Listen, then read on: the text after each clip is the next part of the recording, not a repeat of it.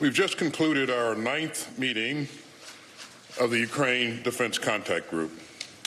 I'd like to thank Ukrainian Minister of Defense Reznikov and his team for once again joining us today. Now, next week, the world will mark a grim milestone.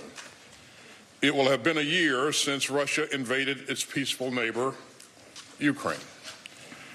Our hearts are with the families of all the Ukrainian soldiers killed and wounded, fighting to defend their country, their sovereignty, and their fellow citizens. And we mourn alongside the Ukrainian civilians who have lost children and parents and loved ones as Russia has deliberately attacked civilian targets. Russia has inflicted a year of tragedy and terror on Ukraine. But the people of Ukraine have inspired the world.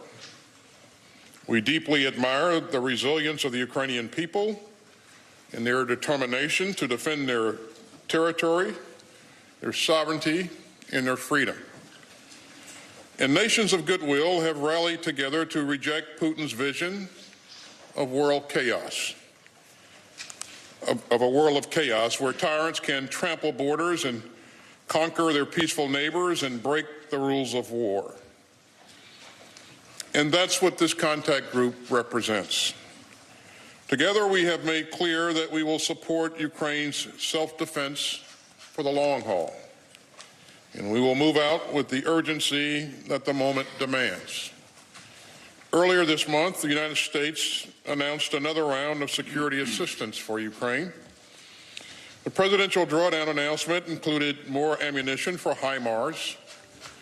It included 190 heavy machine guns to counter unmanned aerial systems from Russia or Iran, 181 MRAP vehicles, and more than 2,000 anti-tank munitions and other key capabilities.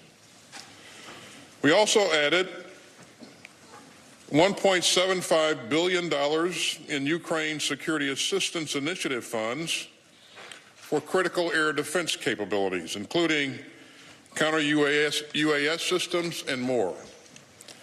And at today's contact group, we joined again with our valued allies and partners to make sure that Ukraine has what it needs when it needs it. And we continue to work together to provide Ukraine with full combat-credible capabilities and not just equipment. And that's why we discussed synchronizing our donations into an integrated training plan.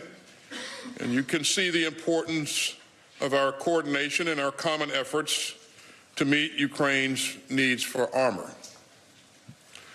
Now, a year ago, Putin assumed that Ukraine was an easy target. Putin assumed that Kyiv would easily fall. And Putin assumed that the world would stand by. But the Kremlin was wrong on every count. Over the past year, Ukraine's soldiers have fought valiantly for their country. Ukraine's people have shown deep courage in the face of Russian cruelty.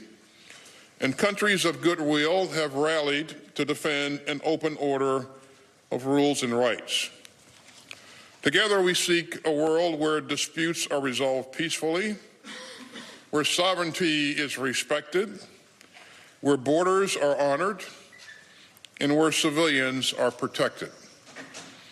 Those are the values of this contact group. We stand united in our support for Ukraine's fight for freedom, and we will stand together, united and resolute, for as long as it takes.